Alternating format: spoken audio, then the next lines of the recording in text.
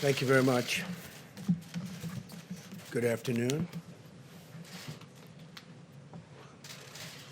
We continue to see a number of positive signs that the virus has passed its peak. It's been very devastating all over the world, 184 countries, probably more. This number was as of a week ago. Dr. Birx will walk through some of these trends in a few moments, but they're very positive trends for winning. We're going to win. We're going to close it out. While we mourn the tragic loss of life, and you can't mourn it any stronger than we're mourning it, the United States has produced dramatically better health outcomes than any other country, with a possible exception of Germany, and I think we're as good or better. On a per capita basis, remember that, on a per capita basis, our mortality rate is far lower than other nations of Western Europe, with the lone exception of possibly Germany. This includes the UK, Switzerland, Belgium, the Netherlands, Italy, France. Spain, for example, has a mortality rate that is nearly 4 times that of the United States. But you don't hear that. You hear we have more death. But we're a much bigger country than any of those countries, by far. So when the fake news gets out there and they start talking about the United States as number one, but we're not number one, China's number one, just so you understand. China's number one by a lot. It's not even close. They're way ahead of us in terms of death. It's not even close. You know it. I know it. They know it. But you don't want to report it. Why? You'll have to explain that. Someday I'll explain it. Since we released the guidelines to open up America again, and this was 2 days ago, a number of states led by both Democrat and Republican governors have announced concrete steps to begin a safe, gradual, and phased opening. Texas and Vermont will allow certain businesses to open on Monday while still requiring appropriate social distancing precautions. And I can tell you the governor of Texas, Greg Abbott, he knows what he's doing. He's a great governor. He knows exactly what he's doing. Montana will begin lifting restrictions on Friday. Ohio, North Dakota, and Idaho have advised non-essential businesses to prepare for a phased opening starting May 1st. Throughout this crisis, my administration has taken unprecedented actions to rush economic relief to our citizens. As an example, you don't hear anymore about ventilators. What happened to the ventilators? And now they're giving you the other. It's called testing. But they don't want to use all of the capacity that we've created. We have tremendous capacity. Dr. Birx will be explaining that. They know that. The governors know that. The Democrat governors know that. They're the ones that are complaining. Through the Paycheck Protection Program, we've already processed nearly $350 billion to 1.6 million small businesses across the nation to keep American workers on the payroll. So we're asking the Democrats to get it done. This should be bipartisan. This should be 100% vote. And it's really been incredible. The $350 billion that's been approved is so popular, and it's keeping businesses open. They'll be open, hopefully forever. Our swift action is directly supporting 30 million American jobs. Amy Wright from North Carolina, as an example, said the program is a game changer for her and her family. It's coffee shops. And she has 120 employees, many of whom have developmental and intellectual disabilities. And now they're all staying, and they're getting paid, and she's got a dream, and it's going to take place very quickly when she opens again. So, Amy, good luck. North Carolina, great place. Scott and Julie Alderink helped lead a church and own a restaurant in South Dakota with about 15 employees. They were already starting layoffs. Layoffs were moving along rapidly. But now they've hired their employees back, and they can keep their restaurant open, and it'll be moving quickly, very quickly, as opposed to not having anybody and probably not having a place to have all of these people employed. She would have been out of business. She would have been gone. The Paycheck Protection Program funding is now fully drained. It's out. It's gone. $350 billion to small businesses. And in turn, it goes to the employees of those small businesses. Lawmakers must stop blocking these funds and replenish the program without delay. The Democrats have to come on board. I used to read that these were Democrat programs, not Republican. Seems to have switched around a lot, hasn't it, huh? Switched around a lot. The Republicans want it. I think the Democrats probably do too. But they also want other things that are unacceptable. This is about COVID. This is about the plague and what it's done to us. This isn't about extraneous things that they've been trying to get for years and that our country doesn't want them to have. As we enter the next stage of our battle, we are continuing our relentless effort to destroy the virus. My administration is taking steps to protect high-risk communities by providing funding for 13,000 community health center sites and mobile medical stations in order to equip them with the most advanced and robust testing capabilities. These sites are incredible. What they can do is incredible. The job they do is incredible. These centers provide care to 28 million people living in medically underserved urban and rural regions, including many African American and Hispanic communities. We're taking care of them. And it's so important because you've all been reading about the disproportionate numbers on African American, and you're reading a little bit less about Hispanic, but likewise Hispanic communities. The numbers are disproportionate. In fact, we're doing big studies on it right now. We don't like it. Not right.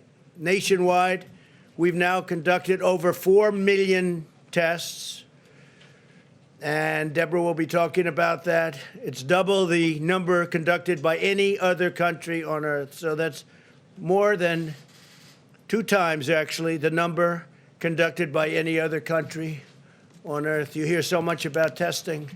What we've done is incredible in testing. And I started with an obsolete, broken system from a previous administration or administrations. But I would really say administration for a different reason, because testing has become so advanced over the last number of years. And we have the most advanced of all. I spoke with other nations this morning, the leaders, and they all are talking about our great testing capability, and some of them want to know what to do. How can they get involved, because they need it for their own countries. In Louisiana, Massachusetts, Rhode Island, New York, and other hotspots, we have also tested more people per capita, by far, than Italy, Spain, Germany, France, and the United Kingdom, and all other major countries. So think of that. In New York, for instance, per capita testing is 6% higher than in Singapore. In fact, there's a typo. It's 67% higher. There's a big difference. I'd say there's a big difference between 6% and 60%. I was looking, I said, 6% doesn't look too good. It's 67%. Good job out there. Higher than Singapore, 64% higher than South Korea, and 47% higher than Australia. So it's 67% higher than Singapore, which is a very advanced place in terms of what they're doing. My administration has also been speaking frequently with many of the governors to help them find and unlock the vast unused testing capacity that exists in their states. Dr. Birx discussed yesterday the commercial and academic laboratories in the states have tremendous unused capability, which they can use. The governor should use it. Tremendous unused capability. They're waiting for business from these governors that some of them complain. I must tell you, for the most part, we're getting along great with them, but some of them like to complain. But I still go back, because the hardest thing of all, by far, by a factor of 20 is the ventilators. And now we're the king of ventilators. We have ventilators. We're going to be helping other countries very soon. We're going to be helping Mexico. I spoke with the president of Mexico. He's great, great guy. And I told him we're going to be helping him. They desperately in Mexico need ventilators. And I told him we're going to be helping him very substantially. We're in a position to do that. We're building now thousands a week. And they're coming in rapidly. And they're very, very high quality. But we're also helping governors to develop strategies to smartly deploy their testing capacity to protect vulnerable and underserved populations while getting Americans at lower risk safely back to work. So again, we have tremendous testing capacity. Now, a lot of people like the Abbott test that we came up with. Abbott, it's a brand new technology, brand new test. It's great. It's 5 minutes, boom, you put it in. And we're making thousands of machines. Abbott is making thousands and thousands of machines. But not everybody's going to get that one, but they're going to get others. We have numerous platforms, which we'll talk about in a minute. Unfortunately, some partisan voices are attempting to politicize the issue of testing, which they shouldn't be doing, because I inherited broken junk, just as they did with ventilators, where we had virtually none, and the hospitals were empty. For the most part, the hospitals didn't have ventilators. We had to take care of the whole country, and we did a job, the likes of which nobody. We assembled an army of young, brilliant people. For the most part, young, a couple of older ones. But for the most part, they were young, brilliant geniuses that did a job like nobody would believe. I wish you could have seen it. Round the clock. And now the rest of the world's coming to us asking if we could help them with ventilators, because they're very complicated, very expensive. They're very hard to build. And we have them coming in by the thousands. But you don't hear that from even the governors. Nobody's complaining about ventilators. And if there was a surge, we could have ventilators to them within hours, because we haven't stockpiled almost 10,000 ventilators. You don't hear about hospital beds. When I first started, everyone was talking, oh, hospital beds, hospital beds. The governor of New York correctly asked me for hospital beds, and we got the Army Corps of Engineers out, and they built them. He needed them. I mean, I know he said that we were projecting. We're not projecting New York. We're listening to the governors. He wanted them. He needed them, and we gave him thousands of beds. In Javits Center, we brought the ship. Then the ship, we had it converted to a COVID-19, and that was a big deal, by the way, because of ventilation and all the things we had to do, but we did. And fortunately for him and for us, all of us, they haven't used either one very much because the numbers have gone down significantly. But it was there, and it was built, and it was beautiful. 2,900 beds. It was incredible what they did. They did it in a matter of a few days. But unfortunately, and it was very good, the relationship was very good. And I'm frankly glad they don't need them, but they were there. Louisiana, the same thing. I think the governor, Democrat, good guy. And he will, I think, tell you a story that we had more than enough. And I said, well, we're supposed to build one more. I called him. I said, you know, if we don't have to build this hospital, it was an additional anywhere from 500 to 1,000 beds. If you don't need it, would it be possible that we don't build it? Would like to build it someplace else, or not build it at all and save money, which is okay for government too. Use it someplace else. And he called me back the next day and he said, sir, we don't need it. I said, that's great that you say that. I appreciate it. And he didn't need it. But we were ready to go. We took good care of Louisiana. We took good care of Michigan. We took good care of every place. We didn't miss a trick. And we're in great shape on testing. We have different platforms. We actually have 9 different platforms. And on Monday, we're going to be adding one. That'll be 9 to 10. I don't like to count on them before they're up, but we'll have anywhere from 9 to 10 platforms with a tremendous testing capability. And people can go, and especially with phase 1. Now, at the same time, just like with ventilators, we're building now the best ventilators. Just like with ventilators, our testing is getting better and better. I took the first test. The first test was not pleasant. This was not a pleasant thing. I said, you got to be kidding, to the doctor. You got to be kidding. up your nose, and then we hang a right, and it goes down here, and then we'll wiggle it around here under your eye, and then we'll pull it out, and we'll say, I said, no, there's no way that can happen. Is that the way it goes? You sure? This was a very unpleasant test. And then I was tested a few weeks later with the new test that just came out, the Abbott, where they just touch your nose, basically, and they put it in a machine, and literally a few minutes later, they tell you if you're fine. And I was lucky in both cases, because I've seen the damage that this does to people.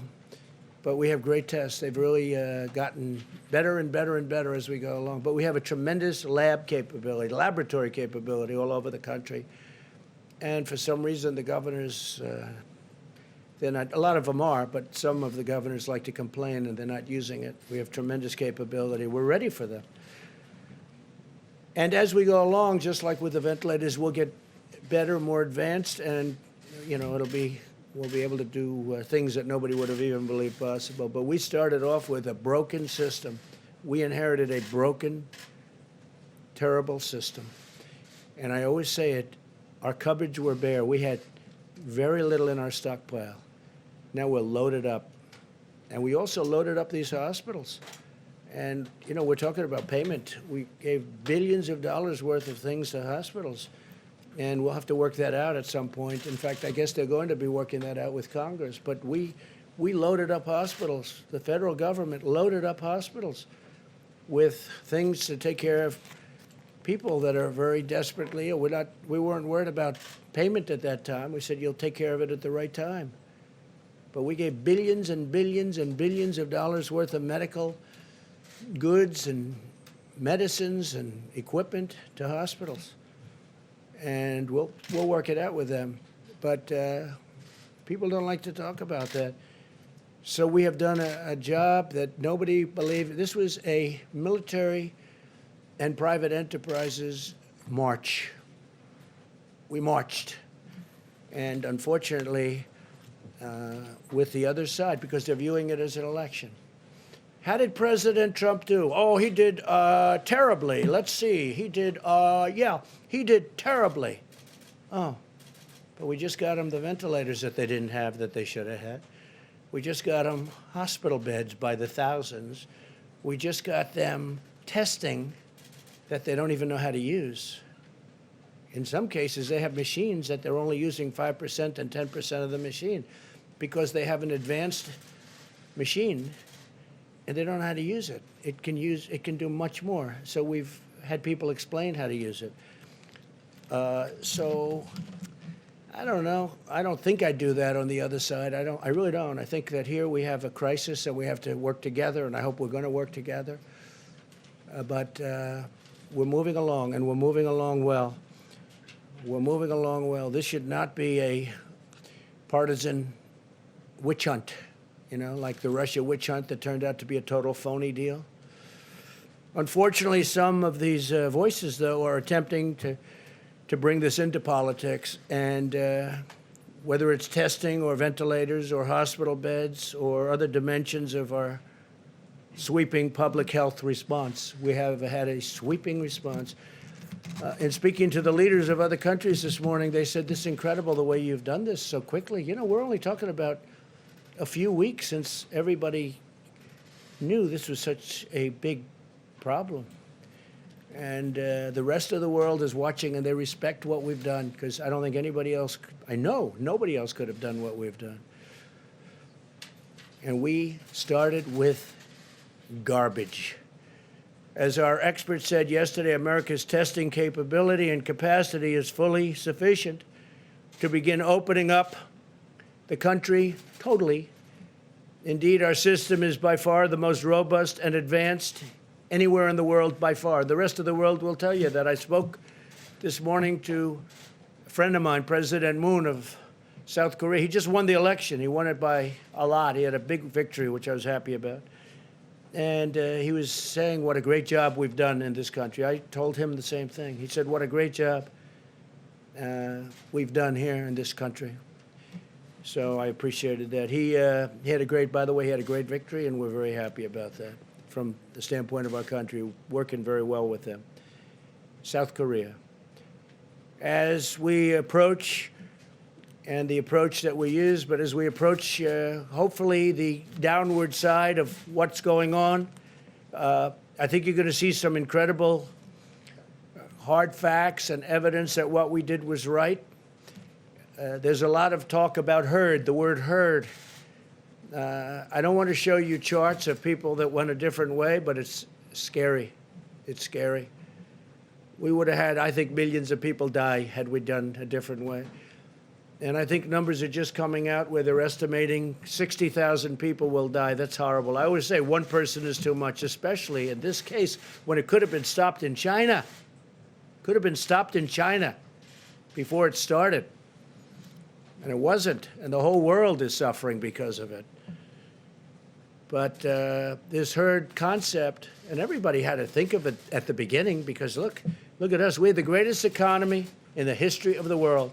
Better than China, better than any country in the world, better than any country has ever had. We had the highest stock market in history by far, and I'm honored by the fact that it has started to go up very substantially. That's because the market is smart.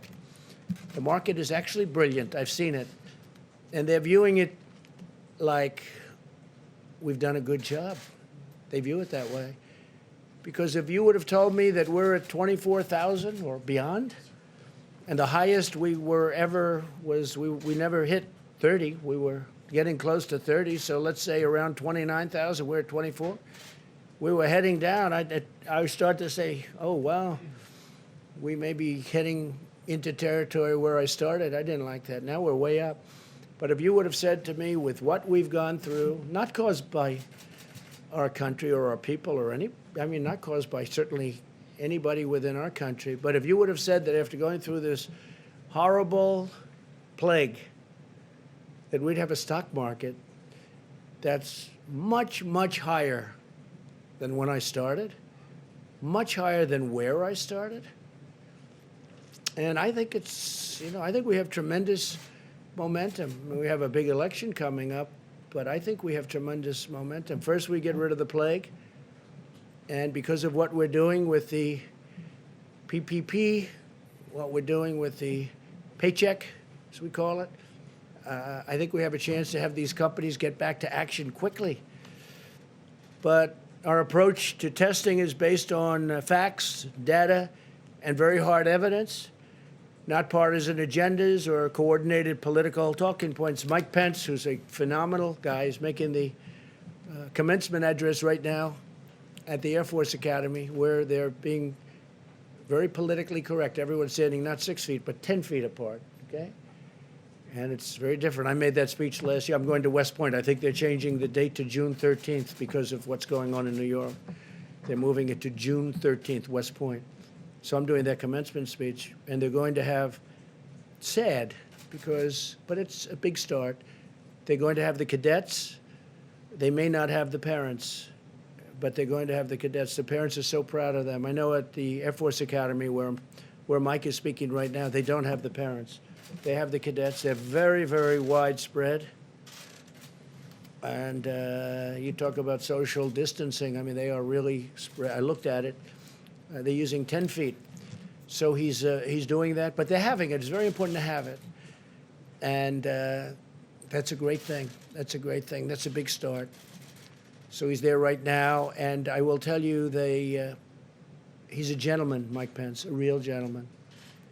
And the Democrat senators requested a phone call with him yesterday. And I think they had, for the most part, all of them on, like approximately 47. I heard it was just about all of them, whatever it might be. I don't want to be wrong by 1 or 2 or 10 and have the press say, he lied, he told a lie. Terrible, terrible, whatever it was, but they have 47, and I guess most of them were on. I heard they were so rude. I used a term today, I said rude and nasty, but I heard they were so rude. No matter what he said, which was all very positive in terms of winning this battle against the invisible enemy, no matter what he said, they were fresh, they were nasty, and it was, I heard, just a terrible thing. And I said, Mike, that's politics. That's what it is. if we came into this room today and said, the battle is over, we have won, it's 100% gone, the Democrats would say the president has done a horrible job. He has done a disgraceful job. It is a shame how bad he is. You know, this is the talking points. This is political, and it would be nice not to have that, especially when we've done the job we've done. I mean, all you have to do is look at the big V for victory or V for ventilator. Take a look at it. Everybody said they had us on that. They had us. They thought they had us, but we got them done at numbers that nobody would have believed. And we did use our act, our production act, and we used it, but we didn't use it. We didn't need it like a hammer. All we had to do, for the most part, we used it actually in a number of cases, but for the most part, all we had to do is talk about it. All we had to do is say, we're going to use it if you don't do this. And everybody was, you know, for the most part, good. We used it a couple of times because it didn't work out the easy way, but it worked out the hard way. But whether it was masks or ventilators, it was incredible what we've been able to do. So this is a very critical time for the American people, and the American people deserve real information and responsible and thoughtful dialogue from their elected leaders and from the media. The media's been some very honest, but some very dishonest. You know that. You know that. I mean, I even read a story where Mark Meadows, a tough guy, he was crying. He was crying. There was a Maggie Haberman. You know, she won a Pulitzer Prize for her coverage of Russia, but she was wrong in Russia. So was everyone else. They should all give back their Pulitzer Prizes. In fact, it turned out that the crime was committed by the other side. The crime was not committed by this side. It was committed by the other side, a bunch of bad people. You saw the reports coming out over the last 2 weeks. They got caught. So Maggie Haberman gets a Pulitzer Prize. She's a third-rate reporter, New York Times. And we put her name up here last week. You saw that. People thought it was a commercial. It wasn't a commercial. It's like a commercial, but it wasn't a commercial. It was just clips. And because we exposed her as being a bad reporter, what happened is she came out and said, Mark Meadows was crying, and they made it sound. I said, Mark, and it's okay if he did. I wouldn't, you know, look. But I think he was crying probably really for the wrong reason. They had it down. But he's not a crier. And if he was, I've known criers. I could tell you people that you know that are very famous. They cry, and that's okay, too. But it was a nasty story in so many ways. It was fake news. And she only did it because we exposed her for being a terrible, dishonest reporter. She is. I've known her for a long while. I haven't spoken to her a long time. I made the mistake. I take a picture with her at the desk a long time ago. Every time she does a story, if I say, I haven't spoken to her in many, many, many months, maybe years. I don't speak to her. She's fake. A lot of people are fake. A lot of people. We got a lot of fake people. But what happens is she writes this story as retribution, puts it in the New York Times, and the New York Times is a very dishonest newspaper. It's my opinion. It's not an opinion. It's actually, from my standpoint, you know, the very hard thing to figure, though, most people wouldn't know that, but I know because I know the facts. And they make up, I said it today, they make up words. Sources say, most often used, sources say. You know what sources say means? Sources say means they have nobody, and they make it up, okay? And they have a few other type statements that mean the same thing. But sources say is the most often used expression in the Washington Post, New York Times especially, CNN, fake news, CNN. They should really be mandated, and I mean mandated, to use a name. If there's a source, use a name. Say that Kayleigh McEnany said, or somebody. And you'd find out that the, number one, the source wouldn't say it. The sources don't exist. I don't believe the sources exist. And I try and tell this, you know, the beautiful thing about doing these conferences is that we have tremendous numbers of viewers, and I'm able to reach the viewers without having to go through fake news where they make a good story into a bad story. So with all of that, it's been an incredible period of time. We've done a fantastic job with the talk of other nations.